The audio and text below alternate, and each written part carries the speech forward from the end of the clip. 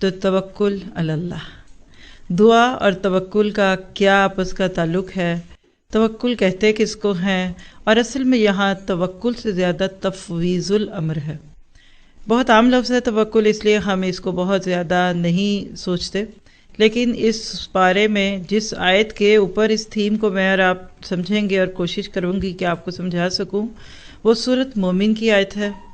ایک مرد مومن تھا، موسیٰ علیہ السلام کو جب لوگوں نے جھٹلایا، بالکل اسی طرح جیسے سورہ یاسین میں ہم نے پڑھا کہ 2 رسولوں کو لوگوں نے جھٹلایا، تو اللہ نے دور سے ایک تیسرے شخص کو بھیج دیا۔ کچھ علماء کے تحت وہ تیسرا شخص یہی تھا جس کا قصہ آج ہم اس پارے میں پڑھیں گے کہ پچھلے پارے کے ساتھ کیا تھا؟ اعلان حق۔ تو یہاں اعلان حق کرنے والا ایک شخص کہ جس کی جان لینے کی کوشش کی گئی، لیکن جب اس نے تفویض الامر کیا تو اللہ نے دشمنوں کے ہاتھ اس تک نہ پہنچنے دیے اور اس کو بچا لیا۔ آپ کے میرے لیے اس بارے میں سبق کیا ہے کہ مدعی لاکھ برا چاہے مگر کیا ہوتا ہے؟ وہی ہوتا ہے جو منظور خدا ہوتا ہے۔ اس کے الفاظ اللہ تعالیٰ کو اتنے خوبصورت لگے کہ سورۃ غافر، جس کو مومن بھی کہتے ہیں، اس کی آیت 44 میں فرما دیا فَسَتَذْكُرُونَ مَا أَقُولُ لَكُمْ وَأُفَوِّضُ أَمْرِي إِلَى اللَّهِ إِنَّ اللَّهَ بَصِيرٌ بِالْعِبَادِ۔ پس ان قریب تم یاد کرو گے وہ باتیں جو میں تم سے کہتا تھا۔ یہ جملہ شاید کبھی آپ کے بیک آف دی مائنڈ میں کسی کی نانی نے، کسی کی ماں نے، کسی کے باپ نے بولا ہو، جب ہمارے بڑے ہمارے بہت مخلص ہونے کے باوجود ہمیں اپنی بات سمجھا نہیں پاتے نا، اور ہم کبھی جوانی کے نشے میں ہوتے ہیں، کبھی حسن کا نشہ، کبھی کوئی اور نشے بڑے ہیں دنیا میں، دیکھ ہی لیے آپ نے، طاقت کے نشے اور اقتدار کے نشے اور حسن کے نشے، تو انسان اپنے بڑوں کی بات نہیں مانتا، اور کبھی کبھی علم کا غرہ بھی ہوتا ہے تو پھر انسان اپنے استادوں کی بات بھی نہیں مانتا، تو پھر وہ ایک بات کہتے ہیں، کوئی بات نہیں بیٹا، کبھی یاد کرو گے جب ہم نہیں ہوں گے۔ اور یہ بات جب یاد آتی ہے نا تو وہ لوگ نہیں ہوتے جنہوں نے ہمیں یہ بات کہی ہوتی ہے تاکہ ہم ان کے سینے پہ سر رکھ کر رو سکیں، یا ان کا کندھا لے کر ہم کہیں کہ آپ سچ کہتے تھے۔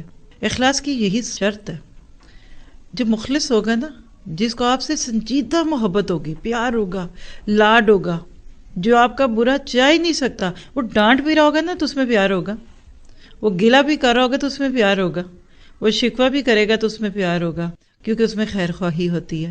تو ایک مرد مومن جس نے آ کر لوگوں کو سمجھانا چاہا اور لوگ اس کی بات نہ سن سکے، کیونکہ جس دور میں، جس معاشرے میں بھی لوگوں نے حق کا اعلان کیا یا کسی ایک نے کیا، لوگوں نے ان کو جھٹلا دیا۔ جب لوگوں کو یہ اچھی باتیں کہہ رہا تھا کہ آؤ لوگوں میری بات سن لو، میں تمہیں جو کہہ رہا ہوں وہ بات صحیح ہے، میری بات پہ کان رکھو، تو لوگ سننے کو تیار نہیں تھے، کیونکہ خواہشوں کا نشہ تھا، معاشرہ، برادری، خاندان، لوگ یہ وہ کرتے کراتے۔ تو پھر اس کے دکھے دل سے ایک پکار نکلی، اور وہ پکار کیا تھی کہ فَسَتَذْكُرُونَ مَا أَقُولُ لَكُمْ، ایک وقت آئے گا کہ تم یاد کرو گے کہ جو میں تمہیں کہا کرتا تھا، یعنی میرا اخلاص تمہیں بعد میں پتہ چلے گا۔ ہمارے ہاں ایک کہاوت معروف ہے کہ آملے کا اچار اور بڑے کی بات، ان دونوں کی قدر بڑھاپے میں جا کے آتی ہے، کہ آملے کھانے سے کتنا صحت کو فائدہ تھا اور بڑوں کی باتیں تمہارے کتنے فائدے میں تھی۔ اور جب لوگوں نے اس کے طرف ذرا ہاتھ بڑھانے کی کوشش کی تو اس نے کیا کہہ دیا؟ وَأُفَوِّضُ أَمْرِي إِلَى اللَّهِ، میں تو اپنا معاملہ اللہ کے سپرد کرتا ہوں، کیونکہ بے شک اللہ اپنے بندوں کو دیکھ رہا ہے۔ یہ ہے جی آج کا میرا موضوع، تفویض الامر۔ دعاؤں کے ٹاپک میں اس کو آج آپ ایک یونیک اضافہ کہہ لیں، یعنی جس کو آپ کہہ سکتے ہیں کہ یہ میرے دل کی پکار ہے۔ اور یہ بھی سے بتا دوں کہ ہو سکتا ہے بہت ساروں کو میں نہ سمجھا سکوں، لیکن حقیقت یہ ہے کہ انسان کے ایمان کے ساتھ ساتھ اس کی زندگی میں ایک ایسا وقت بھی آتا ہے کہ دعائیں بھی ختم ہو جاتی ہیں، دعائیں بھی ختم ہو جاتی ہیں۔ ہاں، جب بھی کبھی ہاتھ اٹھتے ہیں نا تو اللہ معاف کرتے، استغفر اللہ استغفر اللہ استغفر اللہ، اور تھوڑا سا انسان کوئی دعا مانگنے لگے نا تو اللہ تو راضی ہو جا، اللہ تو راضی ہو جا۔ اس وقت وہ سارے سجیشنز، وہ سارے مشورے، اللہ یہ دے دے وہ دے دے، وہ ایک قسم کا ہم آرڈر نہیں پلیس کرتے، پلیٹر میں یہ بھی ڈال دے، یہ بھی ڈال دے، یہ بھی ڈال دے، یہ ختم ہو جاتا ہے۔ میں کیا جانوں میرے حق میں کیا بہتر ہے؟ وَفَوِّضُ أَمْرِي إِلَى اللَّهِ، اللہ آپ کو جو میرے لیے اچھا لگتا ہے نا وہ کر دیجئے۔ اللہ تعالیٰ جو لوگ میرے خلاف پلاٹنگ کر رہے ہیں نا، تو خود ان کو کافی ہو، میرے پاس نہیں وقت ان کے ساتھ بحث مباحثوں کا، اور اس کو تفویض الامر کہتے ہیں۔ میں اس کو ایک مثال سے ہمیشہ ہی سمجھتی ہوں، اور آپ کو بھی کوشش کرتی ہوں سمجھانے کی، کہ ایک بچی کسی شادی ہال میں ہے، بڑے اچھے کپڑے بھی پہنے ہیں، زیور بھی ہے، بالکل قریب کی شادی ہے، بچہ بھی ہے اور پرس بھی ہے پاس، اور پرس میں کچھ جیولری بھی ہے، کیونکہ اماں نے کہا تھا خبردار گھر میں نہیں رکھ کے آنا، پیچھے سے چوریاں ہو جاتی ہیں۔ اب وہ چبھتے کپڑوں کے ساتھ ایک طرف بچے کو تھامے اور دوسری طرف وہ زیور والا بیگ پکڑے، کیسے شادی کو انجوائے کرے؟ جوتی کی ہیل بھی کوئی ہے کوئی 4 انچ کی۔ اب ایسے وقت میں ہر ایک اپنی ہی آپ میں ہے، لِكُلِّ امْرِئٍ مِّنْهُمْ يَوْمَئِذٍ شَأْنٌ يُغْنِيهِ۔ قیامت والے دن حال ہونا ہے نا کہ سب دوسرے سے بے نیاز ہوں گے۔ آج کی شادیوں میں ہوتا ہے، ماں کہتی خبردار میں نے تمہارا بچہ نہیں اٹھانا، میں نے بڑا مہنگا جوڑا پہنا ہوا۔ اچھا اب کیا کرے؟ ماسیوں پہ اعتبار نہیں کر سکتے، اب کرے کیا؟ تو وہ پریشان ہے، کیا ہاں لے کے پھر مزہ نہیں آ رہا اس کو۔ اتنے میں دور ماں دکھتی ہے، اور وہ نانی ماں ہے کہ دادی ماں ہے کہ ساسو ماں ہے، لیکن جس کو اس وقت اپنی کوئی فکر نہیں، وہ بیٹھی ہوئی ہے، اور جب آپ کو اس مشکل میں دیکھتی ہے تو کہتی ہے ادھر لا، یہ کاکا مجھے دے، ادھر بٹھا دے۔ آپ کہتے اچھا یہ لے پکڑے، یہ اس کا فیڈ ہے، یہ اماں یہ ذرا زیور کا پوٹلا رکھ لیتی ہو، پھر دیکھیں اماں نے اٹھنا کوئی نہیں، ادھر سے کہنا میں نے روٹی بھی اتھی لے آ کے دو۔ اب وہ جو سینس آف ریلیف، ہاتھ کا بوجھ کسی پیارے نے اٹھا لیا، دل کا بوجھ بچہ بھی کسی نے سنبھال لیا، وہ جو کیفیت ہے نا اس کو آپ انفینٹ پہ لے آئے، کیونکہ ماں کی بے ہمت ہے، اس نے بھی 1-2 گھنٹے بعد کہنا اب اس کو اٹھا لو میں تھک گئی۔ جب اللہ پر باتیں ڈال دی جائیں نا تو پھر بندے کے مونڈے ہولے ہو جاتے ہیں، پھر کندھے ہولے ہو جاتے ہیں، پھر بندہ دنیا میں انجوائے کرتا ہے، اسی کو توکل کہتے ہیں۔ پھر جب زندگی میں کوئی وقت آتا ہے نا اوکھا سوکھا تو بندہ کہتا ہے میں کیوں ڈروں، میرا رب جو ہے۔ بیماری آئے تو کوئی بات نہیں، شافی ہے۔ جب کوئی دکھ آئے تو آپ کہتے ہیں میں یجیب المضطر، پھر بندہ سوچتا ہے وہ میرا ہی نہیں ہے، بڑوں کا رب ہے۔ یہ یونس کو مچھلی کے پیٹ سے کس نے نکالا؟ یہ یوسف کو کنویں میں سے کون نکال کے لے آیا؟ اور ایوب کو اتنے سال کی بیماری سے کس نے نکال دیا؟ اور پیارے سے اسماعیل کو چھری کی نوک کے نیچے سے کس نے نکال دیا؟ اور یہ ٹوٹی پھوٹی کشتی جو نوکی اس کو تار کس نے لگا دیا؟ اور یہ کون تھا جس نے اتنے تھوڑے ریسورسز کے ساتھ محمد صلی اللہ علیہ وسلم اور آپ کے ساتھیوں کو کفار پہ فتح دی، غلبہ کر دیا؟ اچھا پھر فوض امری اللہ، میرے مالک میں آج بھی تیرے پہ نظریں لگاتی ہوں، اور پھر میں یہ کہنے پہ مجبور ہوتی ہوں، اسی بارے میں ہم پڑھیں گے سورۃ زمر کی آیت 36، الیس اللہ بکافٍ عبدہ، شروع میں آ جائے گی الیس اللہ بکافٍ عبدہ، پورے پارے میں آپ اس کی تکرار سنیں گے۔ کیا اللہ اپنے بندے کو کافی نہیں ہے؟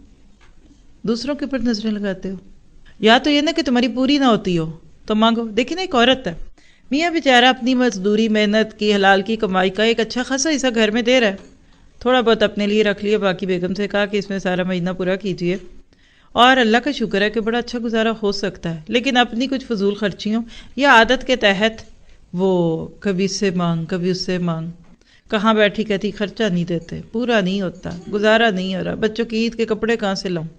تو ایک دن تو پھر غصہ آئے گا نا، تو میاں کہے گا کیا میں تجھے کافی نہیں ہوں؟ کیا میری حلال کی کمائی میں تیرا گزارا نہیں ہوتا؟ جا پھر تو چلی جا جہاں تجھے ملتا ہے۔ بندے کو غیرت آتی ہے۔ آپ کا بچہ، آپ کی دوست جو آپ کے گھر میں آئی، آنٹی پلیز 5 یورو دے دو نا، امی نہیں دیتی، دوست کے جانے کی تو دے رہا ہے، پھر دیکھیں ذرا بیٹے کو آپ بتائیں گے ادھر آؤ نا ذرا، کان پکڑو، میری بےزتی کرا دی۔ اور یہاں معذرت کے ساتھ یہ شرمندہ کرانا دوست کے ساتھ ہے، یہی سین پارٹ آپ کے بچے نے آپ کے کسی شریکے والی سے کر دیا ہو نا، جو ہر وقت ہی آپ کے اوپر نظریں رکھتی ہیں کہ کوئی آپ کی بات پتہ چلے اور ذرا باہر سنائے، تو وہاں تو آپ کی یہ ناک کٹ جائے گی کہ تم نے تو میری ناک کٹا دی۔ وہ کہیں گے دیکھو کتنی ہے، اور ساتھ بچہ کہ ویسے ابا دیتا نہیں ہے لیکن اس کے بینک میں بڑے لاکھوں پڑے ہیں۔ ماں باپ کی کمائی یا ان کی دولت کا بچوں کو بھنک بھی پڑھ دے نا، کوئی کسی کا کھول کا اسٹیٹمنٹ ہی پڑھ لے تو وہ اس دن سے چوڑے ہو جاتے، کہتے ابا کے پاس تو اتنا پڑا تو کیا ہمیں نہیں دے سکتے؟ میں نے کون سا زیادہ مانگا ہے؟ تو جب اللہ کہتا ہے الیس اللہ بکافٍ عبدہ، کیا اللہ اپنے بندے کو کافی نہیں؟ اور پھر اسی میں آپ سورۃ زمر کی آیت 38 میں دیکھیں گے قل حسبی اللہ علیہ یتوکل المتوکلون، کہہ دیجئے کہ مجھے اللہ کافی ہے، اسی پر میں توکل کرتا ہوں اور اسی پر توکل کرنا چاہیے توکل کرنے والوں کو. یہ نہیں کہا کہ علیہ یتوکل المومنون، علیہ یتوکل المسلمون، علیہ یتوکل المحسنون، متوکلون، اسی پر وہ کرتے ہیں. اور یاد رکھیے کہ جب اللہ کے ساتھ بندے کا ایسا خوبصورت تعلق جڑ جاتا ہے نا، تو اس کے بعد تو پھر وہ نیک ہو نہ ہو، گناہ کرنے کے بعد بھی توبہ کی طرف اس کا دھیان جاتا ہے. اور وہ گناہ بھی کر رہا ہوتا ہے نا، تو ساتھ ہی اس کے ذہن میں آیت ہوتی ہے سورہ زمر 53، قُلْ يَا عِبَادِيَ الَّذِينَ أَسْرَفُوا عَلَىٰ أَنفُسِهِمْ لَا تَقْنَطُوا مِن رَحْمَةِ اللَّهِ إِنَّ اللَّهَ يَغْفِرُ الذُّنُوبَ جَمِيعًا إِنَّهُ هُوَ الْغَفُورُ الرَّحِيمُ. وہ کہتا ہے میرے رب نے قرآن میں یہ کہہ دیا ہے کہ میرے وہ بندوں جنہوں نے اپنی جان پہ اسراف کیا ہے، او میرے یہ نہیں کہا گناہ گارو، او نافرمانو، او بے نمازی ہو، او بے روزو، یہ نہیں کہا الذین اسرفوا علی انفسہم لا تقنطوا من رحمت اللہ، میری رحمت سے نا امید نہ ہونا، یعنی مایوس نہ ہونا. میں نے تمہیں چھوڑنا تھوڑی ہے. یاد رکھیے کہ آپ سوچتے ہیں نا کہ صرف نیک بندے کا اللہ سے تعلق ہوتا ہے، یہ تو ہوگا، لیکن گناہ گار کا بھی بڑا پیارا تعلق ہوتا ہے. ہر گناہ گار اللہ پہ توکل کرتے ہوئے گناہ کرتا ہے کہ وہ بخش لے گا. دیکھنا اس نے مجھے فارغ تھوڑی چھوڑنا. دیکھو نا وہ بھی تو وہ بلی کو پانی پلا دیا جس نے تو وہ بچ گئی، اور کتے کو پانی پلا دیا تو وہ بھی عورت بچ گئی. اور وہ دیکھا نہیں کہ کفل ہر رات کا گناہ گار ایک عورت کی مجبوری خریدنے کے لیے جب اس کے قریب ہوتا ہے تو وہ کہتی ہے یا کفل اتق اللہ، اے کفل اللہ سے ڈر جا. بس وہ دن تھا کہ کفل کا دل ہل گیا، کہنے لگا میں تو روز یہ گناہ کرتا ہوں، مجھے کچھ نہیں ہوتا، تو کیوں پتے کی طرح کانپ رہی ہے. یہ بخاری کی روایت ہے. اور صحابی کہتے ہیں 60 سے زیادہ بار میں نے اللہ کے نبی سے یہ واقعہ سنا. کہا کہ اے کفل اس مہر کو نہ توڑ جو اللہ نے باندھی ہے، یہ حرام ہے، نہ کر. کہنے لگا تو اتنا ڈر رہی ہے، جا چلی جا. اور وہ جو 60 درہم یا دینار کی بات ہے نا وہ بھی لے لے. اور اس کے بعد پھر کفل تھا اور اس کا رب تھا کہ میرے مالک میں تو نہیں ڈرتا تجھ سے، تو یہ کیسے ڈر رہی ہے؟ بیچاری اکراہ میں تھی، مجبور تھی. پھر کیا ہوزاریاں تھی اور کیا اللہ کے ساتھ رونے دھونے تھے اور اپنی گناہوں کی معافیاں تھیں. اسی فجر سے پہلے کفل کو موت آ گئی. آپ کی میری زبان میں کہہ لیجئے کہ برین ہیمریج، ہارٹ اٹیک. اب یہ وہ دور تھا کہ پتہ لگ جاتا تھا دنیا میں کہ مرنے والا گیا کدھر ہے. تو جب خبر پھیلی کہ ایک بدمعاش شخص دنیا سے چلا گیا، خاص کم جہاں پاک، ایسے برے لوگوں کے تو مرنے کا لوگ انتظار کر رہے ہوتے ہیں، تو لوگ اس ذوق اور اس شوق میں کفل کے گھر کی طرف گئے کہ ذرا دیکھے تو صحیح کہ کفل کے گھر کے دروازے کے آگے لکھا کیا ہوا ہے. وہ تو پتہ نہیں جہنم کی کسی وادی یا کسی کھائی کا نام دیکھ رہے ہوں گے کہ کدھر گرا، لیکن لکھا ہوا تھا قد غفر اللہ کفلا، بے شک بخش دیا اللہ نے کفل کو. تو قل یا عبادی الذین اسرفوا علی انفسہم لا تقنطوا من رحمت اللہ. سورہ زمر کا جب نام آیا ہوگا نا تو آپ میں سے جن کا قرآن سے بڑا پیارا تعلق ہے نا انہوں نے فوراً یہ آیت سوچ لی ہوگی. خالد قحطانی کی تلاوت ہے ان آیتوں کی زبردست. لا تقنطوا من رحمت اللہ، اللہ کی رحمتوں سے مایوس نہ ہو. اس لیے کہ جو مایوس ہو جاتے ہیں نا پھر وہ تو بالکل نہیں ہوتے. یعنی افوض امری الی اللہ کیا ہے کہ مایوس نہ ہونا، اللہ بہت بڑا. دیکھیے میں معذرت کے ساتھ اپنے آپ سے بھی اور اپنے جیسے دین کے کام کرنے والوں سے بھی کہوں، ہم نے بھی کافی جگہ اللہ تعالیٰ کو بڑا ہی ظالم، جابر، سخت اور بے فیض قسم کا کر کے دکھایا. اور نعوذ باللہ چھوٹے دل کا، اللہ مارے گا، اللہ پکڑے گا، اللہ ناراض ہو جائے گا. ایک بچے نے ماں سے کہا ماما نعوذ باللہ وائی از اللہ سو مین، یہ بات بات پہ ناراض کیوں ہو جاتا ہے اللہ؟ وہ تو نہیں بات بات پہ ناراض ہوتا، یہ ہم نے کہہ دیا. تو وہ رب، وہ ذات جب بخشنے پہ آتی ہے نا تو اس کو پرواہ نہیں ہوتی. یہ نہیں اس کا ہوتا کہ چوڑے ہو کے گناہ کرو، لیکن اس کو پتا میرا بندہ آیا کس لین سے. لیکن آپ مین روڈ سے آتے ہیں، 4 لائنیں ساتھ ساتھ چل رہی ہوتی ہیں. امریکہ میں آپ کو زیادہ سمجھ آئے گی، یہاں یورپ میں اتنے چوڑے روڈز نہیں ہیں. یہ مثال میں نے امریکہ سے شروع کی ہوئی ہے. اور آج بھی کئی لوگ مجھے اپنا پرانا تعارف کراتے ہیں تو کہتے ہیں میں وہ 4th لین سے ایگزٹ پہ آئی تھی. اب دیکھیے 4th لین سب سے تیز چلنے والوں کی ہوتی ہے، 3rd میڈیم، پھر اس کے بعد دوسری، اور پہلی لین جس کے بعد ایگزٹ سائنز ہوتے ہیں نا وہ بالکل سلو والے چلتے ہیں. جس نے ایگزٹ لینا تو وہ پہلی لین میں ہے تو اس کو بڑا آسانی سے راستہ مل جائے گا، نکل جائے گا. لیکن جو ذرا سی بیچ کی لائن ہے تو اس کو پہلے انڈیکیٹر دینا پڑے گا کہ میں لائن چینج کروں. پہلے لین چینج کرتا ہے بندہ پھر ادھر جاتا ہے. اسی طرح جو سب سے آخر میں ہے اس کا حال کیا ہوگا آپ خود جان سکتے ہیں. اس کو تو 4 دفعہ رسک لے کر پہلے ایک لین والے سے بچنا، پیچھے سے گاڑی آ سکتی ہے، پھر ادھر سے تھوڑا چلتے ہوئے پھر دیکھے گا تو پھر کہ ایگزٹ لے گا. اسی طرح زندگی میں گناہوں کے راستے پہ چلتے چلتے کچھ لوگ 4تھ لین پہ پہنچ چکے ہوتے ہیں جو آل دا وے لیفٹ ہوتی ہے، اور ایگزٹ آلویز رائٹ پہ ہوتا ہے. جب ایک بندہ گناہوں بھری زندگی گزار رہا ہوتا ہے نا تو اس کو اب ایگزٹ لینا ہے، اور اس ایگزٹ کے اندر اس کو پیچھے 4 طرح کے ریئیکشن دیکھنے پڑتے ہیں. کسی نے کہنا ہے 900 چوہے کھا کر یہ ہو گیا، کسی نے کہنا اچھا جی ماشاء اللہ ساری زندگی یہ کر دیا، کسی نے کہنا ہے خود تو سب کچھ کر لیا اور اب میرا وقت آیا تو اب مجھے روک رہے. ایسے وقت میں بندہ کہتا ہے کہ میرا اللہ اس سے بھی بڑا ہے جس سے بڑے میرے گناہ. یہ بھی تفویض الامر ہے. جس دن آپ کو یہ احساس ہو گیا نا کہ اللہ اتنا بڑا ہے کہ جس کی بڑائی کو کوئی ناپ ہی نہیں سکتا، تو پھر آپ کو اپنے گناہ بھی چھوٹے لگتے ہیں. تو یہ ایمان کی وہ سیڑھی ہیں جس پہ ابھی میں نے آپ نے کوئی نہیں پاؤں رکھا، لیکن پھر بندے کے منہ پہ دعائیں نہیں ہوتی، ہچکیاں ہوتی ہیں، آہیں ہوتی ہے، وہ اندر سے ہوک اٹھتی ہے. اے مالک ساری زندگی تو گناہوں میں گزار کے آئی ہوں، اے میرے مالک میں نے تو اپنی زندگی بیکار کر دی. اور پھر اس بندے کو یقین ہو جاتا ہے کہ وہ ذات جو کمزور سی ٹہنیوں کے اوپر سوئے ہوئے پرندوں کو رات کو گرنے نہیں دیتی، وہ مجھے کیسے گرنے دے گا؟ وہ میری حفاظت کرے گا. اور وہ ذات جو دعا سن کے اس کو مچھلی کے پیٹ سے باہر نکال دے 3 اندھیروں میں، وہ کیسے ہوگا؟ تو یہ جو توکل ہے نا، اللہ کے نبی نے فرمایا توکل سیکھنا ہے تو پرندوں سے سیکھو، کہ صبح کو بھوکے نکلتے ہیں اور شام کو جب آتے ہیں نا تو پیٹ بھی بھرا ہوتا ہے، کوکھیں بھری ہوتی ہیں، اور چوچ میں پرندوں کے لیے دانہ ہوتا ہے. تو یاد رکھیے ہمارا رب بہت بڑا مہربان ہے. آپ اپنے گناہوں کو سامنے رکھیں اور سمندر کو سامنے رکھیں، بتائیے ذرا کیا ہوگا. اور ایک جملہ لکھ لیجئے کہ توکل وہ راستہ ہے جس کے ذریعے آگ بھی ٹھنڈی کر دی جاتی ہے، جو دریا میں راستے بھی بنا دیتی ہے. کس کے؟ موسیٰ علیہ السلام کے. اور جو یوسف سے یعقوب کو ملوا کر اس کو تخت پہ بٹھوا دیتی ہے، اور جو شدید طوفانوں میں کشتی نوح کو پار لگا دیتی ہے، اور جو پانی پر گھوڑے دوڑا دیتا ہے اس کے گھوڑے تیرنے لگ جاتے ہیں. کون تھے؟ طارق بن زیاد. تاریخ تو پڑھ کر دیکھیے. تو کیا آپ کے میرے معاملے کو زیادہ مشکل ہے؟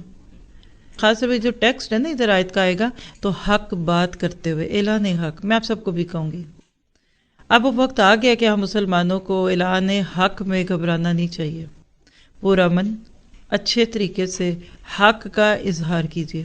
جتنا زیادہ آپ حق کا اظہار کریں گے نا اتنا زیادہ اللہ آپ کی مدد کرے گا.